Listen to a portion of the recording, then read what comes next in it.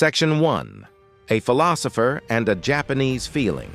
What if a Dutch philosopher and an ancient Japanese feeling discovered the same truth? It sounds impossible, doesn't it? They lived in different worlds. They spoke different languages. They never met. They never influenced each other. And yet they may have arrived at the same destination. One was Baruch Spinoza, a philosopher from the Netherlands. He believed that much of human suffering comes from misunderstanding reality. The other was not a philosopher at all. It was a cultural feeling, a way of seeing the world. The Japanese call it mono no aware. For many people outside Japan, the phrase is unfamiliar. There is no perfect translation. Some call it the sadness of things. Others call it the beauty of impermanence. Neither definition is completely wrong, but neither captures the whole meaning. Mono no aware is the feeling that arises when we realize something beautiful will not last. A sunset, a season, a friendship, a moment with someone we love. The feeling is gentle, bittersweet, almost impossible to describe, yet nearly everyone has experienced it. Now here is the surprising part. Spinoza approached life through reason. Mono no aware approaches life through feeling. One asks us to understand. The other asks us to notice. One belongs to philosophy. The other belongs to art, poetry, and everyday life. They seem completely different. But what if they are not? What if both begin with the same observation? Nothing lasts forever. Not youth, not success, not beauty, not even our own lives. And what if our deepest suffering begins when we refuse to accept that fact? This question lies at the heart of both Spinoza's philosophy and mono no aware. One tried to explain it. The other tried to feel it. So before we continue, consider this. When something beautiful ends, what do you feel? Sadness? Gratitude? Or perhaps both at the same time? Let me know in the comments, because your answer may reveal more than you think. And it may be the perfect place to begin our journey. Section 2. Why impermanence troubles us. If everything in life changes, why do we struggle so much when it does? After all, change is not a surprise. We know that seasons pass. We know that children grow up. We know that relationships change. And yet, when change arrives, it often hurts. Why? The answer may be simpler than we think. Most of us do not suffer because life changes. We suffer because we wish it would not. There is a quiet expectation hidden inside the human mind. We want good moments to stay. We want success to last. We want people we love to remain close forever. We want happiness without interruption. And when reality refuses to cooperate, we feel disappointed. Sometimes we feel angry. Sometimes we feel lost. Think about a beautiful vacation. While it is happening, we already know it will end. Yet when the final day arrives, many people feel sadness. Not because the experience was bad, but because it was good. The better the experience, the harder it can be to let go. The same is true for many things in life. A favorite place, a meaningful friendship, a stage of life we wish we could revisit. The pain often comes from the gap between reality and desire. Reality says, this moment is temporary. Desire says, please stay. And so a quiet conflict begins. Modern life often makes this conflict worse. We are encouraged to preserve everything. We take thousands of photographs. We save messages. We record memories. We store old versions of ourselves online. We fear losing what once mattered. Of course, there is nothing wrong with remembering. The problem begins when memory becomes resistance. When we stop appreciating a moment and start trying to possess it. When we stop experiencing life and start fighting its movement. This is a deeply human habit. It is not a personal failure. In fact, it may be one of the oldest struggles in human history. People in every culture have asked the same question. How do we live peacefully in a world that never stands still? How do we love things that will eventually disappear? How do we appreciate beauty without demanding permanence? These questions have no easy answers. But they lead us toward an important insight. Perhaps suffering is not caused by change itself. Perhaps suffering comes from our relationship with change. And if that is true, then understanding that relationship may change everything. This is the question that thinkers like Spinoza explored. And it is also the question hidden within mono no aware. To understand both, we must first look more closely at reality itself. Section 3. Spinoza's answer understanding reality. So how did Spinoza respond to this problem? His answer was very different from what many people expect. He did not tell us to escape the world. He did not tell us to suppress our emotions. And he did not promise a life without pain. Instead, he asked a simple question. What if suffering begins with misunderstanding reality? At first, that may sound strange. After all, reality seems obvious. We see the world every day. We experience it directly. So how could we misunderstand it? According to Spinoza, we do it all the time. We often imagine that life should follow our wishes. We expect events to unfold according to our plans. We assume that good things should remain. We assume that loss should not happen to us. And when reality moves in a different direction, we feel shocked. But Spinoza believed that the shock comes from the expectation, not from reality itself. For him, nature was not making mistakes. Life was not broken. The world was not failing to follow some perfect script. Everything was unfolding according to its own nature. Everything was part of a larger order. This did not mean that every event was pleasant. It did not mean that loss suddenly became easy. It meant something more important. Reality does not exist to satisfy our preferences. Think about the weather. A storm is not evil. Rain is not unfair. The wind is not attacking us. These things simply happen according to the nature of the world. Yet when it comes to our personal lives, we often think differently. When a relationship ends, we ask, why did this happen? When plans fail, we ask, why me? When life changes, we often treat reality as if it has betrayed us. Spinoza challenged this way of thinking. He believed that wisdom begins when we stop arguing with reality, not because we become passive, not because we stop caring, but because we finally see things as they are. This is an important distinction. Acceptance is not the same as surrender. Acceptance means seeing clearly. It means recognizing what is within our control and what is not. It means understanding that frustration cannot change the structure of existence. The more clearly we understand reality, the less we are ruled by confusion. The less we are ruled by confusion, the more freedom we gain. For Spinoza, freedom was not doing whatever we want. Freedom was understanding why things happen. Freedom was seeing the world without illusion. This idea may sound intellectual, perhaps even cold. But before we judge it too quickly, consider something. Have you ever felt relief after finally accepting a difficult truth? Not happiness, not excitement, just relief, a quiet sense that the struggle has ended. Spinoza believed that this feeling points toward wisdom. The moment we stop demanding that reality be different, the moment we stop fighting what cannot be changed, something begins to loosen inside us. And yet, a question remains. Is understanding enough? Can reason alone teach us how to live with impermanence? Or is there something that philosophy cannot fully reach?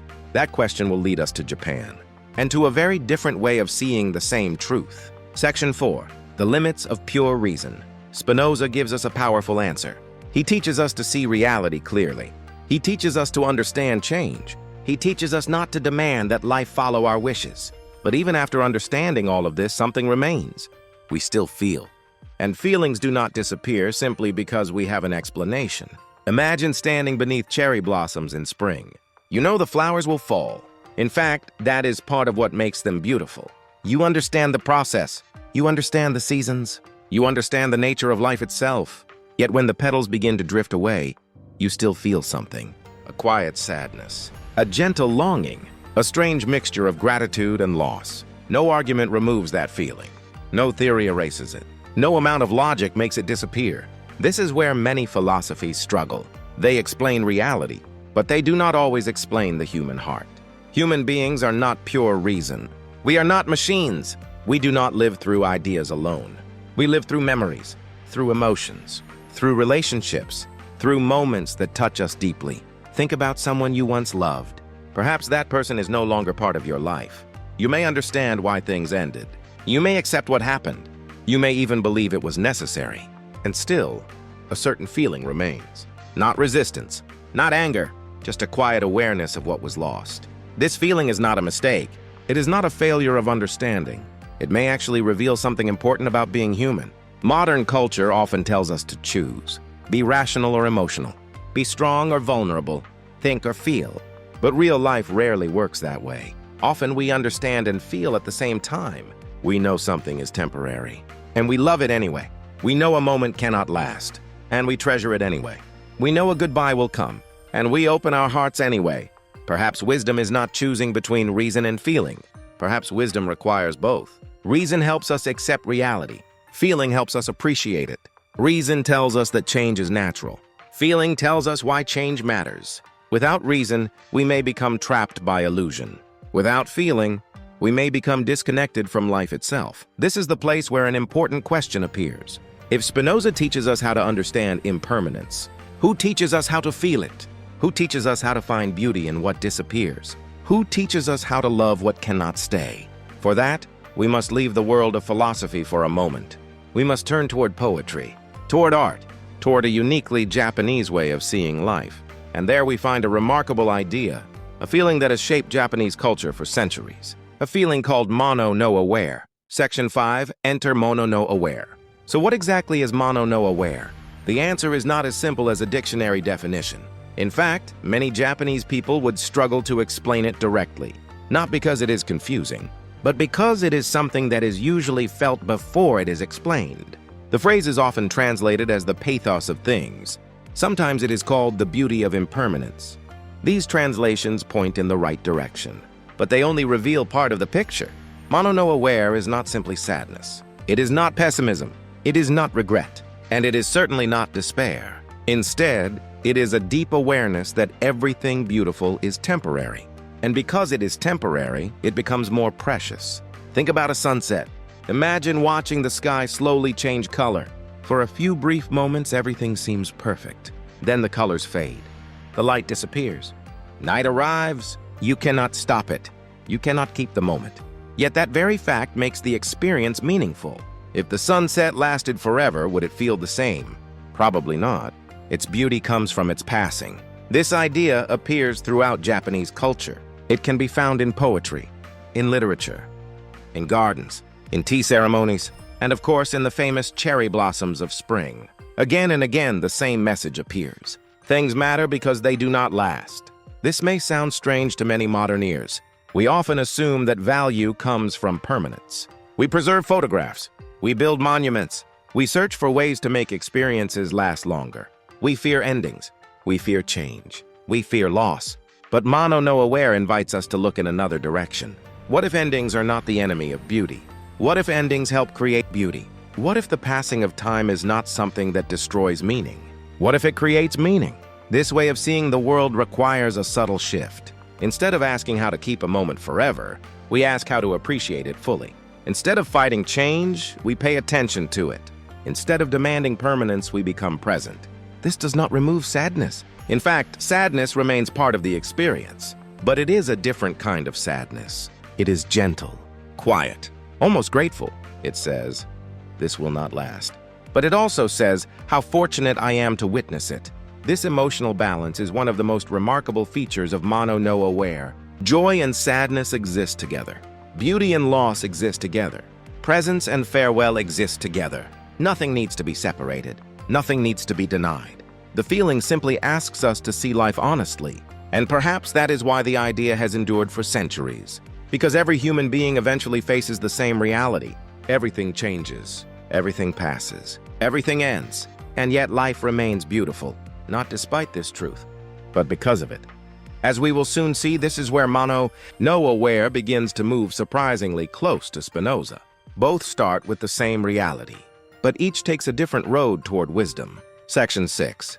Why cherry blossoms became a symbol. If beauty comes from impermanence, then what is the perfect symbol of that idea? For many people in Japan, the answer is simple: cherry blossoms. But let me ask you something. If a flower bloomed all year long, would it become more beautiful, or would it become ordinary? Leave your answer in the comments, because that question reveals an important cultural difference. In many parts of the world, people admire things that last. Ancient buildings, strong traditions, enduring success, long life. There is nothing wrong with that. In fact, these things deserve respect. But Japan developed a slightly different sensitivity, a sensitivity toward things that disappear. And nowhere is that sensitivity more visible than in cherry blossoms. Every spring, millions of people gather beneath the trees. Families meet, friends share food, couples take photographs, people travel long distances just to witness the flowers. Yet everyone knows the same thing. The blossoms will not remain. A strong wind can scatter them. A heavy rain can end the season. Within days, the branches may be bare again. And strangely enough, that is exactly the point. The blossoms are not loved despite their short life. They are loved because of it. Their beauty is inseparable from their fragility. Imagine if the flowers never fell. Imagine if the trees looked exactly the same every day, year after year, season after season. Would people still stop and stare? Would they still plan trips to see them? Would they still treasure those moments? Perhaps not. What makes the blossoms special is not only their appearance. It is their timing, their briefness, their refusal to stay. For a short moment, they transform the landscape. Then they vanish. And in that disappearance, they leave something behind. Not the flowers themselves, a feeling, a memory, a quiet awareness of time passing. This emotional response lies at the heart of Mono No Aware. The blossoms remind people that life moves quickly. Childhood passes, friendships change, parents grow older, moments become memories. Nothing remains exactly as it was. Yet the lesson is not meant to be depressing. The blossoms do not tell us to fear change. They do not tell us to mourn every ending. Instead, they invite us to pay attention, to notice what is here now, to appreciate what is in front of us before it disappears. This may be one reason why cherry blossoms became more than flowers. They became a symbol of life itself. Beautiful, temporary, impossible to hold forever. And perhaps that is why they continue to move people so deeply, not only in Japan, but around the world. Because whether we realize it or not, we are all living beneath falling petals. The question is whether we notice them. And as we begin to notice them, an interesting connection starts to appear. A connection between Japanese feeling and Western philosophy. A connection that brings us back to Spinoza, Section 7, Two Different Paths. At this point, the connection begins to emerge. Spinoza and Mono No Aware start from the same reality. Both recognize that nothing lasts forever. Both recognize that change is unavoidable. Both recognize that human suffering often grows from resisting that fact. And yet the paths they take could not seem more different. Spinoza begins with reason. Mono No Aware begins with feeling. Spinoza asks us to understand. Mono No Aware asks us to notice. Spinoza looks for clarity. Mono No Aware looks for sensitivity. One speaks the language of philosophy. The other speaks the language of experience. Imagine two people standing beneath the same cherry tree. The first person is Spinoza. He observes the blossoms. He understands that they bloom and fall according to nature. He recognizes that nothing in the world exists forever. He accepts that change is part of reality, and through that understanding, he finds peace. The second person experiences Mono No Aware. They observe the same blossoms. They notice the same falling petals. But instead of analyzing the moment, they feel it. They allow the beauty and sadness to exist together. They do not explain the experience. They simply enter it. The destination is remarkably similar, but the journey feels very different. This difference matters because people are different. Some people are comforted by understanding. They want explanations. They want principles. They want a framework that helps them make sense of life. Others are moved by beauty. A poem reaches them more deeply than an argument. A song teaches them more than a theory. A fleeting moment reveals more than a book. Neither approach is wrong. In fact, they may need each other. Reason without feeling can become distant, cold, detached from lived experience. But feeling without understanding can become overwhelming, confusing, difficult to navigate. One helps us see reality. The other helps us live with it. One explains why impermanence exists. The other teaches us how to respond to it.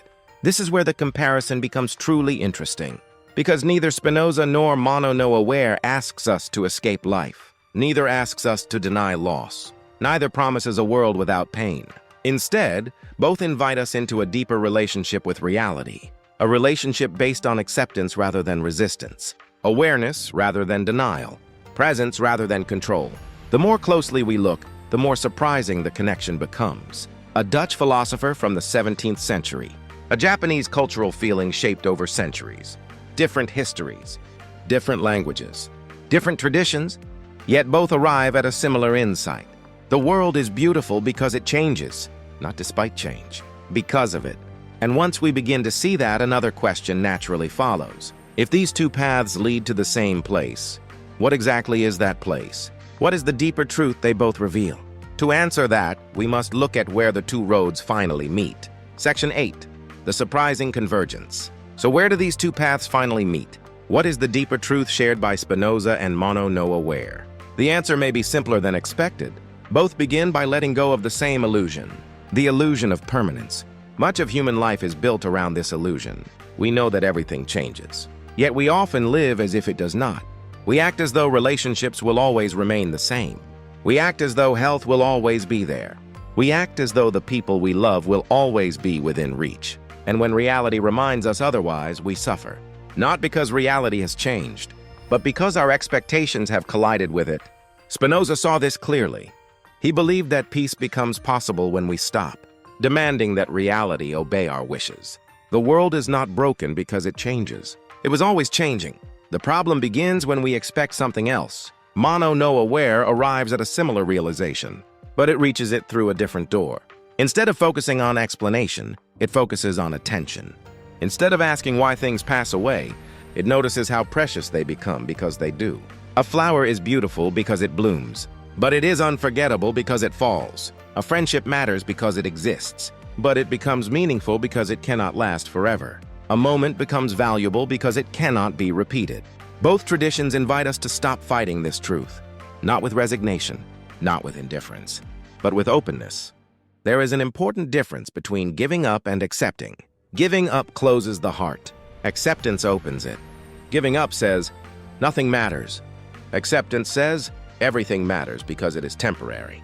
This is where Spinoza and Mono no aware come surprisingly close together. Both reject denial. Both reject fantasy. Both encourage us to meet reality directly. One through understanding, the other through feeling. One through reason, the other through beauty. Yet both point toward the same insight. Life is not meaningful because it lasts forever.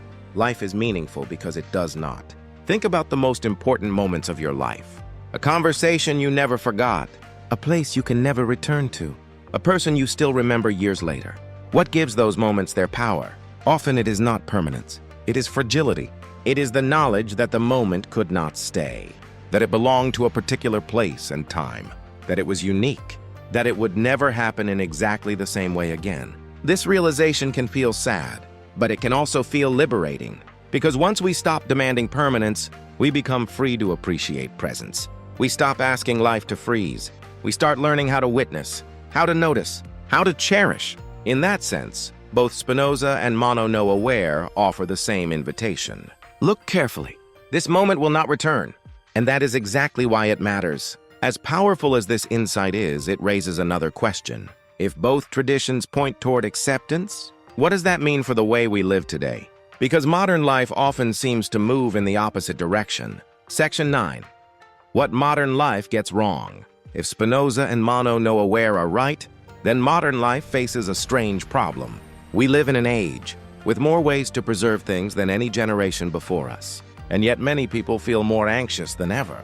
Think about how much effort we spend trying to hold on. We save photographs. We archive messages. We record videos. We store memories in the cloud. We build digital versions of our lives. For the first time in history, a moment can seem permanent. A photograph from 10 years ago can appear instantly. An old conversation can be reopened with a click. A memory can be replayed again and again. At first, this seems like progress, and in many ways it is. Technology allows us to remember people and experiences that might otherwise fade away. There is real value in that. But there is also a hidden danger. The more we try to preserve everything, the harder it can become to accept change. We begin to treat life like a collection, something to store, something to manage, something to protect from time. Yet life has never worked that way. No photograph can preserve a season.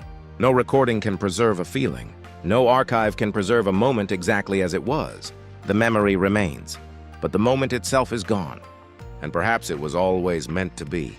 Modern culture often encourages a different message. Stay young, stay relevant, stay successful, stay visible. Never fade, never slow down, never disappear. But what if this endless struggle creates the very anxiety we hope to avoid? What if peace becomes impossible when we refuse to let anything pass? Spinoza would likely remind us that reality does not stop moving, because we want it to. The world continues its course. Time continues its work. Our resistance changes nothing except our own state of mind. Mono no aware would offer a similar warning, not through philosophy, but through feeling. It would remind us that beauty often appears in passing moments, a conversation at sunset, a child's laughter, a quiet walk with someone we love. These experiences matter precisely because they cannot be repeated forever. Yet modern life often trains us to look away from them. We are busy documenting the moment instead of living it, capturing it instead of feeling it, saving it instead of experiencing it. Of course, memory has value. Photographs have value. Records have value. The problem begins when preservation replaces presence, when remembering becomes more important than noticing, When keeping becomes more important than appreciating, this may be one of the greatest challenges of our time. Not learning how to save more, but learning how to experience more, learning how to be present in a world that constantly pulls our attention elsewhere. Because neither Spinoza nor Mono nor Aware asks us to cling to life. They ask us to participate in it, to meet each moment fully, knowing that it will pass, and appreciating it because it will. Perhaps the goal is not to stop time. Perhaps the goal is to stop running from it. And if that is true, then we are ready for the final lesson. The lesson that both paths have been leading toward from the very beginning. Section 10. What Spinoza understood and what Japan felt. So we arrive at the end of our journey. A Dutch philosopher, a Japanese cultural feeling. Two traditions separated by distance, language, and history, yet both lead us toward the same insight. Nothing lasts forever. At first, that truth sounds uncomfortable, perhaps even frightening. Most of us spend our lives searching for stability. We want certainty. We want permanence. We want guarantees. But life offers none of these. And that is precisely where both Spinoza and Mono no Aware begin. Not with false promises, not with comforting illusions, but with reality. Spinoza looked at the world and asked a difficult question. What happens when we stop demanding that reality be different? What happens when we stop fighting the nature of existence itself? His answer was simple. We become freer, not because life becomes easier, but because we are no longer trapped by impossible expectations. Mono no Aware asks a different question. What happens when we stop trying to hold every beautiful moment forever? What happens when we accept that beauty and loss belong together? Its answer is equally simple. We become more present, not because sadness disappears, but because gratitude begins to grow alongside it. This is where the two paths finally meet. Spinoza understood impermanence. Japan learned to feel it. One approached the truth through reason. The other approached it through beauty. One explained it. The other experienced it. Yet both arrived at the same place, a place beyond denial, a place beyond resistance, a place beyond the endless struggle to make life stand still. Perhaps wisdom is not about escaping change. Perhaps wisdom is learning how to live within it, to love what cannot remain, to appreciate what cannot be kept, to welcome what cannot be controlled. This does not make loss disappear. It does not remove grief. It does not erase the pain of saying goodbye, but it changes our relationship with those experiences. We stop seeing impermanence as an enemy. We begin to see it as a teacher, a quiet reminder that every moment matters, because every moment is limited. Think about your own life for a moment. The people you love, the places you remember, the experiences that shaped you. What makes them precious? Is it their permanence, or is it the fact that they could not last forever? Perhaps the most beautiful things in life are beautiful for exactly that reason, not despite their fragility, but because of it. And perhaps that is the lesson hidden within both Spinoza and Mono no Aware. Do not ask life to remain unchanged. Do not ask time to stop moving. Do not ask the petals to stay on the branch forever. Instead, notice them. Appreciate them. Be present with them, because one day this moment will be gone, and that is exactly why it is worth cherishing. Thank you for watching. And before you go, I'd love to hear your thoughts. Do you find more wisdom in understanding life like Spinoza, or in feeling life like Mono no Aware? Let me know in the comments. I look forward to reading your perspective.